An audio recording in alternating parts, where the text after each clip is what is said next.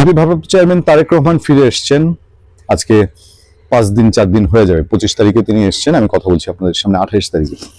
এই সময়টা তারেক রহমানের জন্য কত যে চ্যালেঞ্জের, এবং তারেক রহমানের দিকে বাংলাদেশে অনেকে তাকিয়ে থাকবেন, বিশ্বের অনেকে তাকিয়ে থাকবেন। তাকে কত বুঝে শুনে স্টেপ নিতে হবে।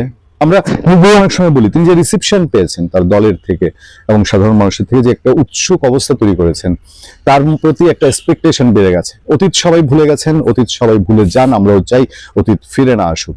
ভবিষ্যৎ নেতৃত্বে তারেক রহমান যদি তিনি সফল হন, বাংলাদেশের অতীতের সকল রাজনীতির সফলতা, রাজনীতি ব্যক্তির সফলতাকে ছাপিয়ে যেতে পারেন। আর তিনি যদি একটু স্লিপ করেন, একটু ভুল করেন, তাহলে বাংলাদেশ বিপদে পড়বে, মহাবিপদে পড়বে, এতে কোনো সন্দেহ নেই। কারণ তার সামনে এখন বড় শক্তি যদি বলি, সেটা আছে একেবারে এক্সট্রিমিস্টরা, উগ্রপন্থীরা। আওয়ামী লীগ নাই, তার মূল প্রতিদ্বন্দ্বী আওয়ামী লীগ নাই। আওয়ামী লীগের জায়গা দখল করেছে বাংলাদেশের উগ্রপন্থী অংশ, এবং এই উগ্রপন্থী অংশ তারেক রহমান যদি দমন করতে না পারেন, তাহলে তারাই একদিন তাকে খেয়ে নেবে কিনা, এই আশঙ্কা কিন্তু উড়িয়ে দেওয়া যায় না। যা বিএনপি মহাসচিব মির্জা ফখরুল ইসলাম আলমগীর যখন বলছেন যে দেশ ক্রান্তিকাল পার করছে, আমি খুব একমত, আমি উড়িয়ে দিতে চাই না। বিএনপি মহাসচিব বলছিলেন যে দেশ এখন ক্রান্তিকাল সময় পার করছে, দেশকে অস্থিতিশীল করতে কিছু লোক পেছন থেকে কাজ করছে, এই নির্বাচনকে বানচাল করার চেষ্টা করা হচ্ছে। আমাদের ঐক্য নষ্ট হলে দেশের শক্তি, দেশের ক্ষতি হবে, তাই সবাইকে সতর্ক, ঐক্যবদ্ধ থাকার আহ্বান জানাই। আমার দুটো প্রশ্ন, একটা হচ্ছে ইনকিলাব মঞ্চ ওসমান হাদির হত্যার প্রতিবাদে তাদের হামলাকারীদেরকে গ্রেফতারের জন্য হঠাৎ করেই দেশে একেবারে অবরোধ ডেকে একাকার অবস্থা। ওসমান হাদি নিজে নির্বাচন চাইতেন, নির্বাচন করতে গিয়েই তিনি প্রাণ দিয়েছেন। আজকে তার মৃত্যুকে যদি, তার মৃত্যু আবেগকে নির্বাচন বানচালের জন্য, নির্বাচনের ক্ষতি করার জন্য লাগানো হয়, তখন কি অবস্থা তৈরি হতে পারে?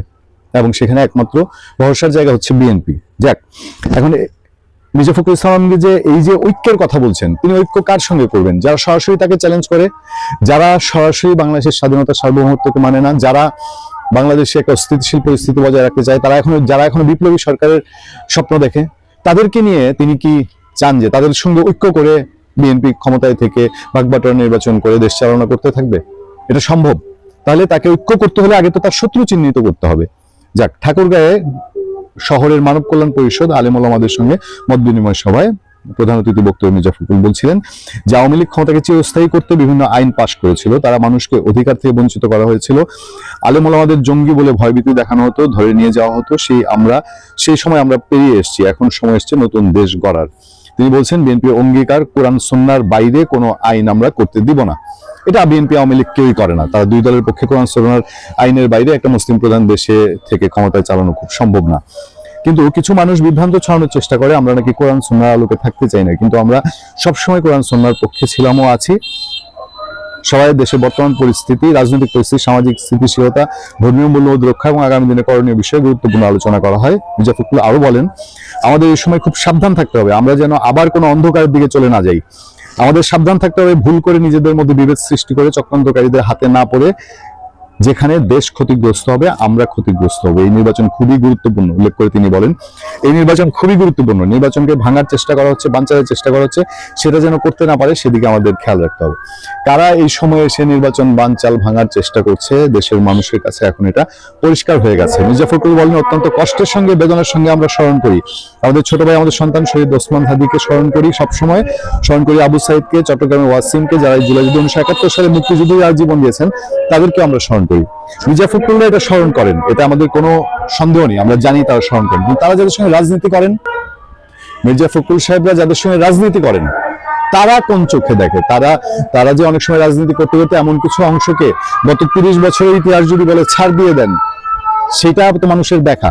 সেই ক্ষেত্রে শুধু ভোটের রাজনীতি করার জন্য বিএনপি এবার ভুল করবে না, এটাই নিশ্চয়ই আমাদের প্রত্যাশা থাকবে। এবং সেই জায়গায় আরেকটা গুরুত্বপূর্ণ খবরে আপনাদেরকে নজর দিই, বিএনপি আগামীতে ক্ষমতায় যাচ্ছে বা তারেক রহমান দেশে কমফোর্টেবলি নিশ্চিন্তে আছেন, এসবের সঙ্গে কিভাবে যেন কোনো না কোনো ভাবে ভারতের কথাবার্তা চলে আসে। ভারতের একজন সাবেক পররাষ্ট্র সচিবের আমি একটি কথার বিবৃতি দিব, তার আগে আপনাদেরকে জানাই যে আমাদের সামনে একটি ছোট্ট খবর আছে। 2026 সালের ফেব্রুয়ারিতে অনুষ্ঠেয় বাংলাদেশের সাধারণ নির্বাচনকে সামনে রেখে রাজনৈতিক পরিস্থিতি নিবিড়ভাবে পর্যবেক্ষণ করছে ভারত। বিশেষ করে বিএনপি ভারপ্রাপ্ত চেয়ারম্যান তারেক রহমানের দীর্ঘ প্রবাস জীবন শেষে দেশে ফেরার পর সৃষ্ট নতুন রাজনৈতিক মেরুকরণ নয়াদিল্লির বিশেষ নজরে রয়েছে।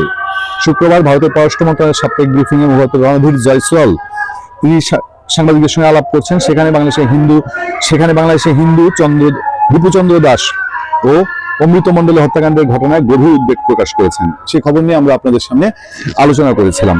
এবং এই যখন খবরাখবর যে তারেক রহমানের উপরেও ভারত নজর রাখছে, এটা বাস্তবতা যে মানতে হয় যে বাংলাদেশের তীব্র কোনো ভারত বিরোধিতা বিদ্বেষিতা এসব দিয়ে বাংলাদেশকে সহজে আসলে অন্য একটা দেশের বন্ধুত্বপূর্ণ পরিবেশের দিকে বা বন্ধুত্বপূর্ণ নজর আশা করাটা একটু বোকামি। আমি আপনাদের বলছিলাম যে ভারতের সাবেক পররাষ্ট্রমন্ত্রী, যিনি একসময় খুব নাম করা লোক ছিলেন, তিনি হচ্ছেন যশবন্ত সিনহা। যশবন্ত সিনহাকে আমরা অনেক সময় দেখেছি কংগ্রেস সময়ে এবং ইভেন কি বিজেপি সময়ে আমরা তাকে দেখেছি, শুনেছি তার কর্মকাণ্ড। তার একটা বক্তব্য হচ্ছে ভারত তারেকের উপর ভরসা করবে তা মনে হয় না, যদি না তিনি বদলে যান। মানে তারেক রহমান যদি নিজেকে চেঞ্জ করে থাকেন তাহলে হয়তো ভরসা করবে, যদি না তিনি বদলে যান। অতীত অভিজ্ঞতা বলছে তারেকের সাথে কাজ করা খুবই কঠিন। এটা একটু বিস্তারিত রেফারেন্স আছে।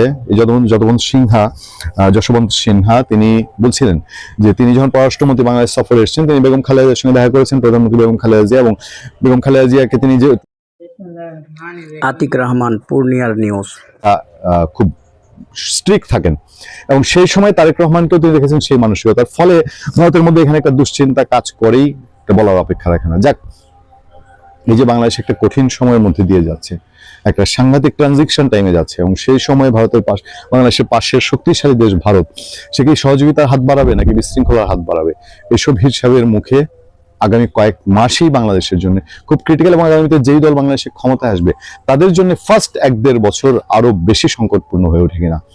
ভালো থাকবেন, সুস্থ থাকবেন। আপনার সাথে আমি আতিক রহমান, পূর্ণিয়া।